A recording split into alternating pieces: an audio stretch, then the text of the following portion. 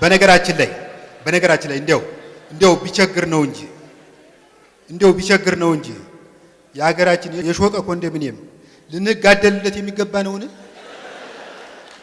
ውሃ የለው፣ መብራት የለው፣ ፕራይቬሲ የለው፣ ነቲንግ አለ መንጌ። ፕራይቬሲ ስል አንድ ነገር ትዝ አለኝ። በቀደም ለታ መታጠቢያ ቤት ውስጥ ሆኜ ከእምብርቴ በታች የወረረኝን ጎፈሬ ስላጭ ነበር እና ጎፈሬው ለመንፈቅ ያክል ስላልተላጨ ከጠጉር የተሰራ ሙታንታ መስሏል። እሱን ለማራገፍ በቶንዶስ